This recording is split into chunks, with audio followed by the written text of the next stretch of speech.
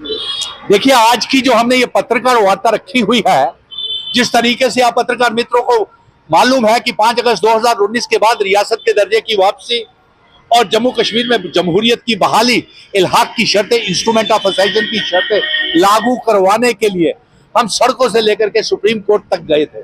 और supreme court ने जम्मू कश्मीर में असेंबली के चुनाव करवाने के लिए और साथ में ये हमें फैसला सुनाया था कि जम्मू कश्मीर रियासत को जल्द से जल्द बहाल किया जाए।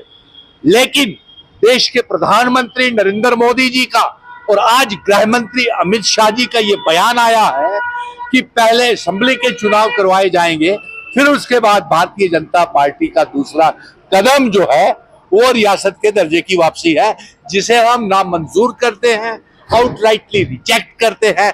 और इस बयान को गुमराह करने वाला, मिसलीडिंग बयान है, मिसमराइजिंग बयान है, जैसे हिंदी में कहते हैं गुमराह करने वाला और जैसे वशीकरण करने वाला मासूम लोगों को है।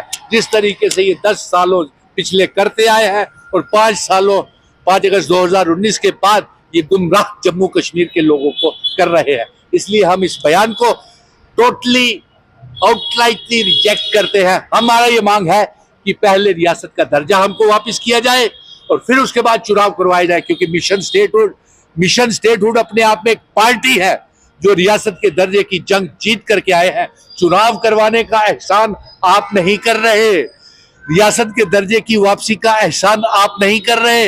ये चीफ जस्टिस ऑफ इंडिया साहब ने और सुप्रीम कोर्ट से हम लेकर के आए हैं और आपके ऊपर भरोसा इसलिए नहीं कर सकते क्योंकि पिछले 10 सालों से जम्मू कश्मीर के साथ जितने भी वादे किए हुए हैं, एक भी वादा पूरा नहीं हुआ। और आज पत्रकार मित्र मुझसे आप पूछ रहे थे कि हमने जम्मू कश्मीर की 5 और 1 लद्दाख की सीट हम जीत रहे हैं।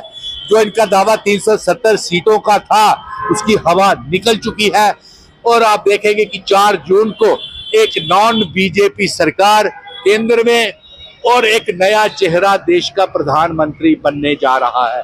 और नंबर 2, आपको ये बता दें, पत्रकार मित्र मुझसे ये पूछ रहे थे कि ये जो हमने इल्हाक किया है इंडिया ब्लॉक का, पार्टीज का जो गठबंधन है, अलायंस है, ये क्या असेंबली के चुनावों में भी जारी रहेगा? तो आप पत्रकार मित्रों को बता दें कि 4 जून के बाद हम फिर बैठेंगे, फैसला करेंगे कि भारतीय जनता पार्टी को जम्मू कश्मीर से बाहर किस तरीके से रखा जाए। तो मुबारक है कि, और हम ये कहेंगे कि हमारी रियासत का दर्जा, पहले रियासत फिर सियासत की जाए। और जम्मू कश्मीर के लोगों को और तमाम पार्टीज को भी कहेंगे कि इनके झांसे में गुमराह मत होना। अभी मकासद ये झूठे हैं।